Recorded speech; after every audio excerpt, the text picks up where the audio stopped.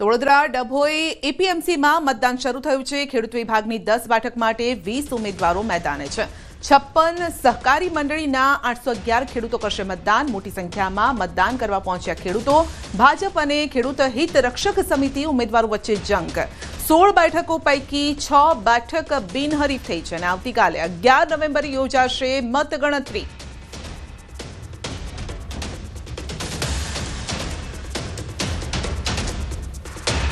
પંચમહાલ જિલ્લાના દાઉદરા ગામે મધરાત્રે ચોંકાવનારી ઘટના બની છે। સાગી લાકડા ભરેલા ટેમ્પા ચાલકે સ્ટીયરિંગ પરથી કાબુ ગુમાવતા ટેમ્પો રહેણાંક મકાનમાં ઘૂસી ગયો હતો અને અકસ્માત સમયે પરિવારજનો નીંદરમાં હતા અને છતાં પણ સદનસીબે મોટી જાનહાનિ ટળી છે। 2 બાળકો અને બકરાઓને સામાન્ય ઈજા થઈ છે। ચોંકાવનારી બાબત એ સામે આવી છે કે વન વિભાગે તપાસ કરતા ટેમ્પોમાં ભરેલ સાગી લાકડાનો જથ્થો અનઅધિકૃત હોવાનું સામે આવ્યું છે।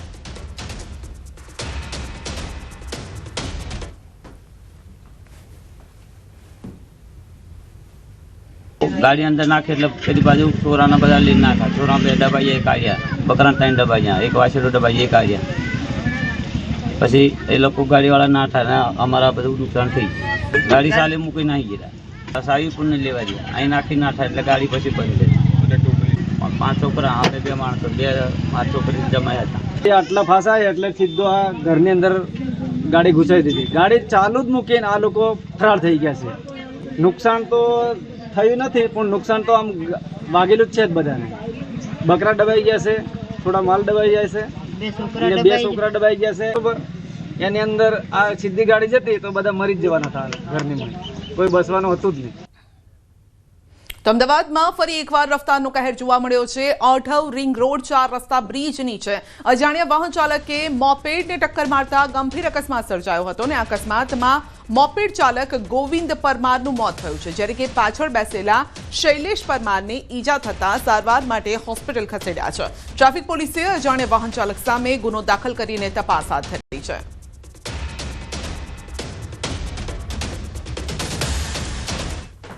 ભાવનગર જિલ્લાના મહુવા તાલુકાના ડોડિયા ગામે ગ્રામજનોએ પ્રાથમિક શાળાને તાળાબંધી કરી છે। ગ્રામ લોકોએ આક્ષેપ કર્યો છે કે શાળાના આચાર્ય દ્વારા જાતિવાદી વર્તન કરવામાં આવી રહ્યું છે અને શાળાના સ્ટાફ તેમજ વિદ્યાર્થીઓને ટોર્ચર કરતા હોવાનો પણ આરોપ છે। તો આ મામલે અનેક વખત રજૂઆત કરવામાં આવી છે અને છતાં પણ કોઈ કાર્યવાહી ન થતા ગ્રામજનોએ આચાર્યની બદલી ન થાય ત્યાં સુધી શાળા બંધ રાખવાનો નિર્ણય કર્યો છે।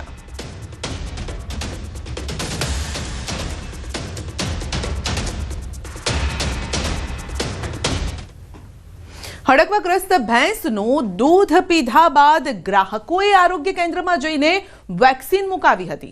આમોદ તાલુકાના કોબલા ગામે અજીબો ગરીબ કિસ્સો સામે આવ્યો હતો ને જેમાં ભરૂચના આમોદ તાલુકાના કોબલા ગામે ભેંસને હડકવાગ્રસ્ત કૂતરું કરડી જતા ભેંસને હડકવા ઉપડ્યો હતો ને જેથી ભેંસમાં હડકવાના લક્ષણો જણાતા ભેંસ માલિક સહિત ગામ લોકોમાં ચિંતા પ્રસરી ગઈ અને ગામ લોકો ઉપરાંત અન્ય લોકોએ આ ભેંસના કાચા દૂધની બરી બનાવીને ખાધી હતી અને ત્યારબાદ ભેંસનું 3 દિવસ બાદ મોત થતા પશુ ચિકિત્સકે ભેંસને હડકવા થયો હોવાનું જણાવતા ભેંસનું દૂધ પીધેલા સ્થાનિક ગ્રાહકોમાં ચિંતા વ્યાપી ગઈ અને જે બાદ આમોદ સામૂહિક આરોગ્ય કેન્દ્ર ખાતે આવી હડકવા વિરોધી વેક્સિન મુકાવી હતી। ભેંસને લક્ષણો હતા હડકવાના એટલે પછી અમે ડોક્ટરને બોલાયા। ડોક્ટર કે આવે હડકવા જ છે એટલે પછી એને 2-3 દિવસ પછી હવે ભેંસ મરી ગઈ છે। અમારા ત્યાંથી ગ્રાહક હતા દૂધના, એ બધાને અત્યારે વેક્સિન મુકાવા લાયા છે। वहाँ पे एक भैंस को एक कुत्ते ने काट दिया, उस वजह से वो भैंस को हड़कवा गया था और वो भैंस मर गई। लेकिन वहाँ के पूरे गांव ने, वहाँ के सारे ग्राहकों ने वो भैंस का दूध पिया था। तो आज हमारे यहाँ पे वो सारे ग्राहकों को हमने हमारी तरफ से प्रोफाइलैक्सिस वैक्सीन बूस्टर दिया है फॉर ARV। બનાસકાંઠામાં શિયાળુ વાવેતર સમયે ખાતરની અછત જોવા મળતા ખેડૂતો મુશ્કેલીમાં મુકાયા છે। તો બનાસકાંઠા જિલ્લામાં ખેડૂતો મોટા પાયે શિયાળુ વાવેતર કરી રહ્યા છે ને ત્યારે જ યુરિયા ખાતરની અછત જોવા મળી રહી છે। કાંકરેજ પંથકમાં ખાતર ન મળતા ખેડૂતોને લાંબી કતારોમાં ઊભા રહેવાની ફરજ પડી। એકમાત્ર એગ્રો સેન્ટર પર જથ્થો આવતા મોટી સંખ્યામાં ખેડૂતો ત્યાં ઉમટી પડ્યા હતા।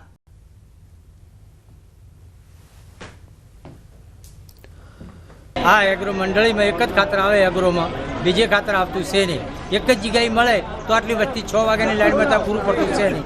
બીજી આ શિવરી અંડાળ કે ગમે તે મંડળીમાં ખાતર આવે તો આ પૂરતું ખાતર ખેડૂતને મળે. ગામડામાં લાઈનમાં સવારમાંથી 7 વાગ્યાથી ઊભા રહ્યા છો, અત્યારનો ટાઈમ થયો છે 11 વાગ્યા છે. કોને તો ઘડી ઊભા છે, હજી લાઈનમાં નંબર નથી આવતો એમ. આ કેટલા બૈરાની લાઈન જેટલી આ વસ્તી જેટલી હેરાન થાય છે. અને આ હેરદા ઢીબા ઢીફ પટેલ ગાડી ભાડો તમે શિવરીમાં એક જ મંડળી ખાતર કારણ છે બધાને ખાતર જેટલા ખાતર દુકાનો છે જેટલા બધા એગ્રોવાળા ખાતર આવે. હાલની શિયાળુ સિઝનમાં ઘઉં, બટાટા, રાયડો સહિતના મુખ્ય પાકોનું મોટા પ્રમાણમાં વાવેતર થઈ રહ્યું છે, પરંતુ ખાતરનો જથ્થો ઉપલબ્ધ ન હોવાથી ખેડૂતોની હાલત કફોડી બની છે. વાવેતરના સમયે જરૂરી યુરિયા ખાતર ન મળતા ખેડૂતોને ભટકવું પડી રહ્યું છે. અત્યારે એરંડા, રાયડો, તમાકુ, ઘઉં બધું વાવેતર છે, બધા ખાતર વગર કોઈ થતું નહીં. તો હાલ ખેડૂતો અને એપીએમસીના વેપારીઓની માંગ છે કે તાત્કાલિક ધોરણે પૂરતા પ્રમાણમાં યુરિયા ખાતરનો જથ્થો ઉપલબ્ધ થાય તો ખેતી કરવી સરળ બનશે, જેથી સરકાર દ્વારા તાત્કાલિક ધોરણે અને પૂરતા પ્રમાણમાં ખાતરનો ઉપલબ્ધ કરાવવામાં આવે જથ્થો તેવી માંગ છે. સરકારશ્રીને મારી વિનંતી છે કે મંડળીઓ દ્વારા પૂરતા પ્રમાણમાં જથ્થો ઉપરથી આને મૂકે અને પૂરતું યુરિયા ખાતર ખેડૂતોને મળી રહે તેવી અમારી માગણી છે, અને ખેડૂતને ઠેર ઠેર રવડવું ના પડે, અને ખેડૂતો બહુ મુશ્કેલ હાલતમાં છે હાલની તારીખમાં. અને વાત કરીશું આતંકીઓના ઝેરી ષડયંત્રની.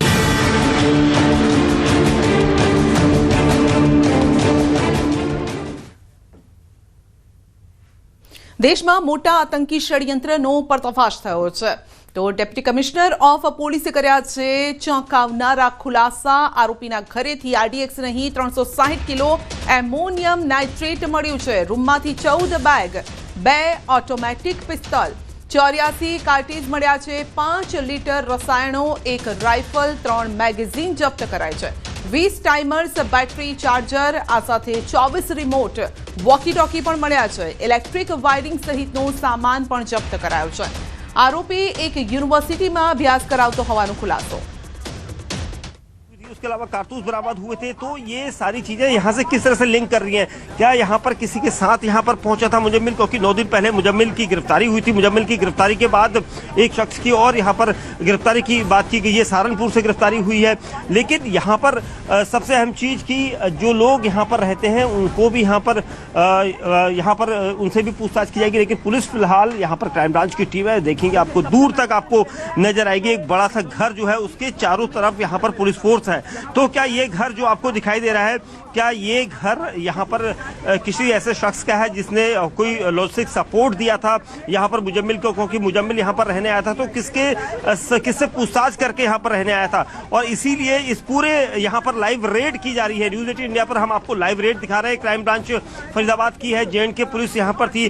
कई दिनों से एक बड़ा ऑपरेशन चल रहा था. उसके बाद क्योंकि दिवाली का सीजन था, दिवाली निपट गई सुरक्षित रूप से, लेकिन ये ऑपरेशन कंटिन्यू था. और इसलिए इस पूरे मामले में 9 दिन पहले मुजम्मिल की गिरफ्तारी की गई थी. मुजम्मिल पर आरोप है कि उसने यहाँ पर अमोनियम नाइट्रेट यहाँ पर छिपाया हुआ था. अमोनियम नाइट्रेट छिपाने का मकसद साफ था कि कहीं ना कहीं एक बड़ी साजिश यहाँ पर रची जानी थी. हरियाणा पुलिस ने आतंकी नेटवर्क તો માત્ર સામાન રાખવા માટે આ રૂમ પણ રાખવામાં આવ્યો હતો. આદિલ અનંતનાગની જનરલ હોસ્પિટલમાં ડોક્ટર હતો. આ સાથે નોકરી છોડીને સહારનપુરમાં પ્રેક્ટિસ શરૂ કરી હતી. તો મુજાહિલ શકીલ નામે રૂમ ભાડે લીધો હતો. આદિલે 3 મહિના પહેલા આ રૂમ ભાડે લીધો હતો અને માત્ર આ વિસ્ફોટક સામાન રાખવા માટે આ રૂમ ભાડે લેવામાં આવ્યો હતો. અને ત્યાં લાઈવ રેડના આ દ્રશ્યો આપ જોઈ રહ્યા છો. लगभग 360 kg के आसपास इनफ्लेमेबल मटेरियल है जो कि संभावित अमोनियम नाइट्रेट है. मैं क्लियर करना चाहूँगा कि इट इज़ नॉट RDX. मैं इस बात को क्लियर करूँगा क्योंकि कई जगह ये चल रहा है, तो मैं क्लियर करना चाहूँगा इट्स नॉट RDX. तो ये इनफ्लेमेबल मटेरियल है. इसके अलावा कई और ऐसा सामान जो टेरर एक्टिविटीज़ में जिनका संभावित इस्तेमाल किया जा सकता है, जैसे टाइमर्स, लगभग 20 टाइमर्स विद बैटरीज 4, और इसके अलावा कुछ अन्य सामान है जो है यहाँ बरामद किया गया है. साथ साथ ही जो है जो फायर आर्म्स में एक कैरन कॉप rifle with 3 magazines and 83 live rounds, एक pistol with 8 live rounds, 2 empty cartridges और 2 एडिशनल मैगजीन्स है जो इनसे जो है रिकवरी की गई है. और इसके अंदर जो है अभी जो है कार्रवाई जो है दोनों की हमारी ज्वाइंट पुलिस की कार्रवाई जो है जारी है। તો એટીએસે ઝડપેલા આતંકીઓ મામલે તપાસ તેજ છે। લખનઉ, દિલ્હી, અમદાવાદમાં આતંકીઓએ રેકી કરી હતી। હુમલાને અંજામ આપવા માટે ત્રણેય આતંકીઓએ રેકી કરી હતી અને લખનઉમાં આરએસએસ ઓફિસમાં રેકી કરી આની કબૂલાત છે। અમદાવાદમાં ભીડભાડવાળી જગ્યાની રેકી કરી હતી। તો રાઇઝિન ઝેડનો ઉપયોગ ક્યાં કરવાના હતા તે અંગે તપાસ ચાલી રહી છે। એટીએસની એક ટીમ યુપી, હૈદરાબાદમાં તપાસ કરવા માટે ગઈ છે। આ સાથે હૈદરાબાદમાં પણ અન્ય આતંકીઓ સામે આવ્યા હોવાનો ખુલાસો છે। મોબાઈલ અને લેપટોપમાંથી ષડયંત્રની વિગતો આવી શકે છે સામે। સોશિયલ મીડિયા ગ્રુપની પણ તપાસ, આ સાથે એફએસએલની પણ મદદ લેવાઈ છે આ તમામ તપાસ માટે।